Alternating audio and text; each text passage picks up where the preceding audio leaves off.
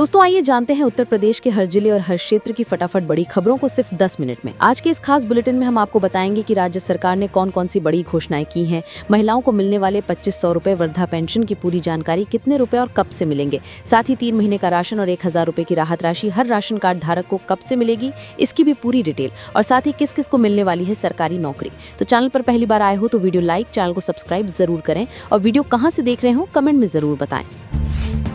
गोरखपुर में रिलायंस समूह अपनी बड़ी फैक्ट्री लगाने जा रहा है। 120 एकड़ जमीन पर बनने वाली इस यूनिट से हजारों युवाओं को रोजगार मिलेगा। कंपनी ने निरीक्षण शुरू कर दिया है। वाराणसी और प्रयागराज में गंगा का जलस्तर बढ़ने से शमशान घाट डूब गए हैं। शवों के अंतिम संस्कार के लिए नाव से घाट तक पहुंचाना पड़ रहा है। IIM लखनऊ ने हाइब्रिड MBA कोर्स के आवेदन की तिथि बढ़ा दी है। अब इच्छुक लोग 31 अगस्त तक आवेदन कर सकते हैं। ये कोर्स खास तौर पर नौकरी करने वालों के लिए बनाया गया है। नोएडा और ग्रेटर नोएडा के गांव में यमुना प्राधिकरण नई विकास एवं स्वच्छता समितियां बनाएगा। हर समिति में अधिकतम 15 सदस्य होंगे, जिनमें सभी वर्गों के लोग शामिल रहेंगे। जम्मू कश्मीर में हो रही मूसलाधार बारिश और भूस्खलन ने भारी तबाही मचाई है। वैष्णो देवी मार्ग पर हुए हादसे में 32 श्रद्धालुओं की मौत हो गई, जबकि कुल मिलाकर अब तक 36 लोगों की जान जा चुकी है। घायलों का इलाज जारी है। मृतकों में उत्तर प्रदेश के लोग भी शामिल हैं, जिनके परिजनों को 4-4 लाख रुपए की आर्थिक सहायता दी जाएगी।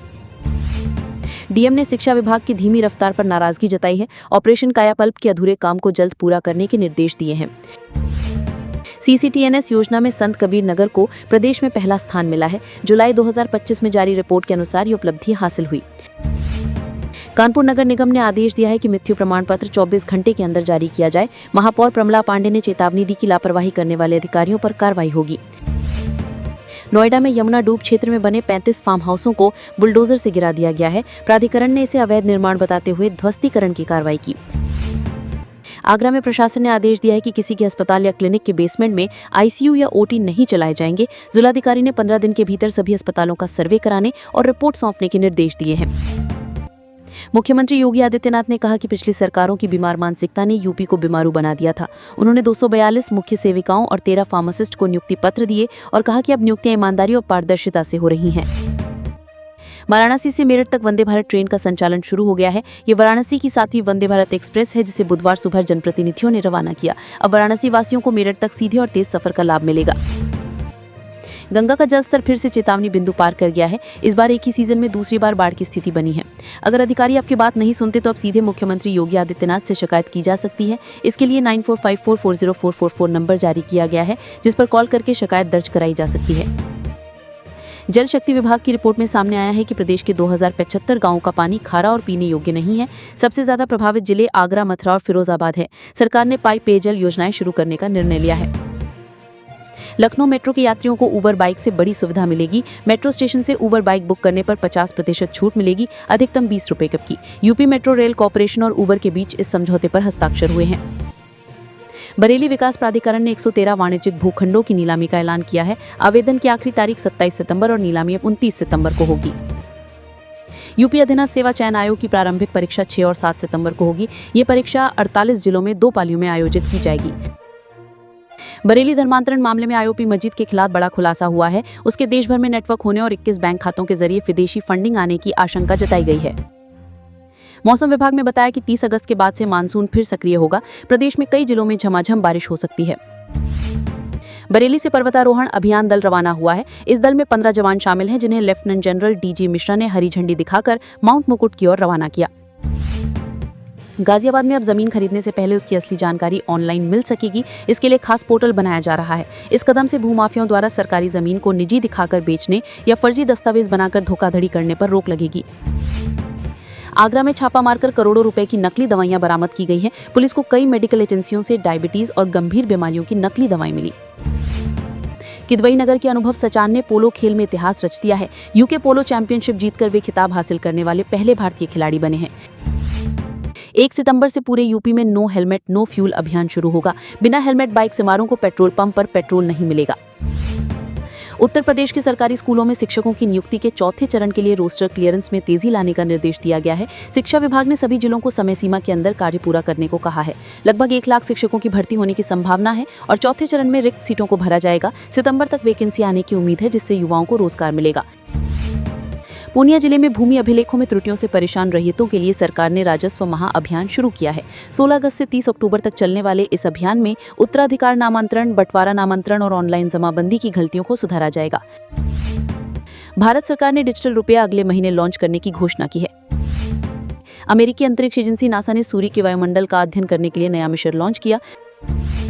सोने और चांदी के दाम गिरे, सोना 400 रुपये और चांदी 700 रुपये सस्ती हुई।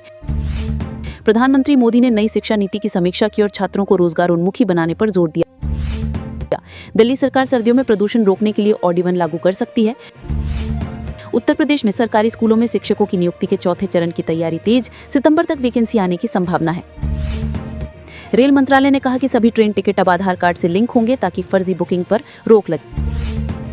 अमेरिकी राष्ट्रपति चुनाव में डेमोक्रेट उम्मीदवार को बड़ी बढ़त मिली। रूस और यूक्रेन सीमा पर फिर से तनाव बढ़ा, कई इलाकों में धमाके हुए। उत्तर प्रदेश कर्मचारी चयन आयोग ने बड़ी घोषणा की है। बीएसएससी के माध्यम से 12,543 पदों पर बहाली होगी। कई प्रतियोगी परीक्षाओं के जरिए प्रक्रिया को अंतिम रूप दिया जाएगा।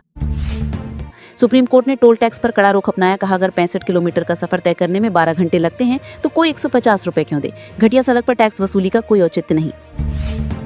उत्तर प्रदेश के बांका जिले के रजौन प्रखंड में 5 पंचायत सरकार भवन का शिलान्यास हुआ। करोड़ों की लागत से बने इन भवनों से गांव स्तर पर योजनाओं का लाभ लोगों तक आसानी से पहुंचेगा।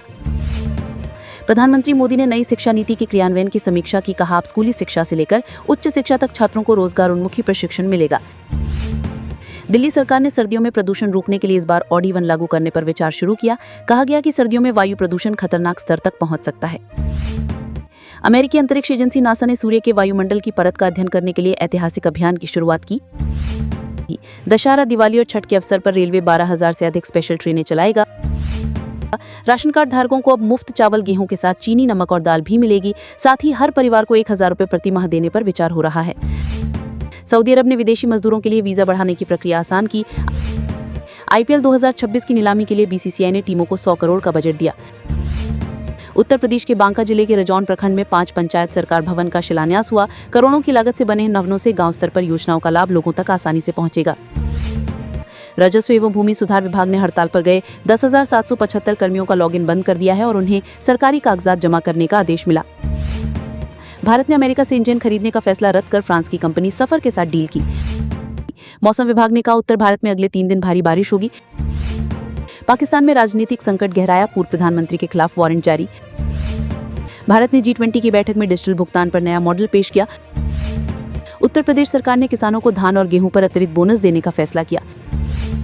चीन ने दुनिया का सबसे बड़ा हाई स्पीड रेल नेटवर्क तैयार करने का दावा किया। भारतीय नौसेना को 2 नए युद्धपोत मिले जो अत्याधुनिक तकनीक से लैस हैं।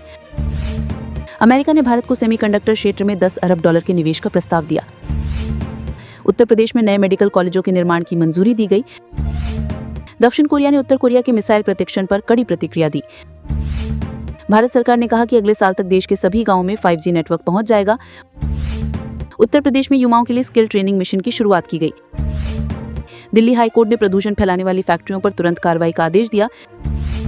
संयुक्त राष्ट्र ने कहा कि जलवायु परिवर्तन रोकना बड़ी चुनौती है। भारत और जापान ने रक्षा सहयोग बढ़ाने के लिए नए समझौता ज्ञापन पर हस्ताक्षर किए। उत्तर प्रदेश में किसानों को सोलर पंप लगाने के लिए 80% सब्सिडी मिलेगी। कनाडा ने भारतीय छात्रों को वीजा देने की प्रक्रिया और तेज करने की घोषणा की। भारतीय रेलवे ने नई जनशताब्दी ट्रेनों की घोषणा की जो अधिक आरामदायक होंगी। विश्व बैंक ने भारत की विकास दर 7% रहने का अनुमान लगाया। उत्तर प्रदेश में महिला सुरक्षा के लिए नए हेल्पलाइन नंबर शुरू किए गए। ऑस्ट्रेलिया में जंगल की आग से भारी तबाही हुई।